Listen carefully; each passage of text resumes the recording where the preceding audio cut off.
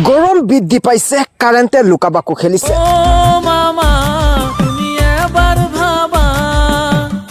বিশ্বজিৎ দৈমাৰীৰ মন্তব্যই সমগ্ৰ অসমত লগাইছিল তুলপাৰ। ফেন চেনবিলাক নলগাব, গছৰ তলত থাকিব অলপমান, তেতিয়া খৰচাটো কমি যাব।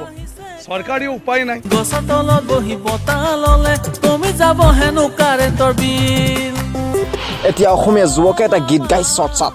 এগৰাকী উদীয়মান শিল্পীয়ে গীতৰ জৰিয়তে প্ৰকাশ কৰিলে সাধাৰণ শ্ৰেণীৰ ৰাইজ আৰু পুঁজিপতিৰ মাজত চৰকাৰী প্ৰভাৱৰ বিষয়ে।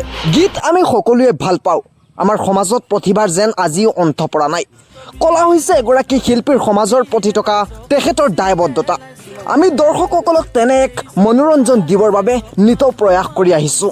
এগৰাকী উদীয়মান শিল্পীয়ে গীতৰ জৰিয়তে প্ৰকাশ কৰিলে সাধাৰণ শ্ৰেণীৰ ৰাইজ তথা পুঁজিপতিৰ মাজত বৰ্তমান ক্ষণৰ কিদৰে চৰকাৰী প্ৰভাৱ পৰিব ধৰিছে। শিল্পীগৰাকীৰ নাম শ্বৰীফুদ্দিন। তেখেতৰ গীতৰ জৰিয়তে আপুনি বুজি পোৱাকৈ সকলোৰে পৰিচিত মামা অথবা চৰকাৰক কি আহ্বান জনাব বিচাৰিছে চাওক আমাৰ শিৱসাগৰৰ সংবাদদাতা ফাৰহান লস্কৰৰ যুগুত কৰা এক প্ৰতিবেদন। আপোনালোকে লিংকত গৈ ভীমকলৰ কলডিল বহু বাঢ়িছে, কাৰেণ্টৰ বিল সম্পূৰ্ণ এই গীতটি উপভোগ কৰিব পাৰিব। ভীমকলৰ কলডিল বহুত বাঢ়িছে কাৰেণ্ট বিল, গছৰ তলত বহি বতাহ ললে কমি যাব হেনো কাৰেণ্টৰ বিল। কাৰেণ্টৰ বিলে ৰাইজক চুচি পেলাইছে, এই চৰকাৰে ৰাইজক মাধমাৰ দিছে।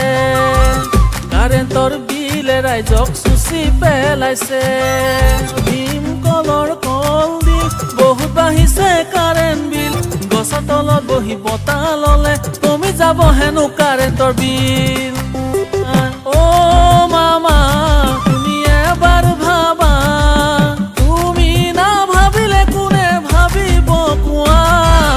ধনীৰ ঘৰতে এচি, দুখীয়া ঘৰত বিচনী, চলিবলৈকে নোজোৰা হৈছে কাৰেণ্টৰ বিল দি ভাগৰি। ধনীৰ ঘৰতে এচি, দুখীয়া ঘৰত বিচনী, চলিবলৈকে নোজোৰা হৈছে কাৰেণ্টৰ বিল দি ভাগৰি।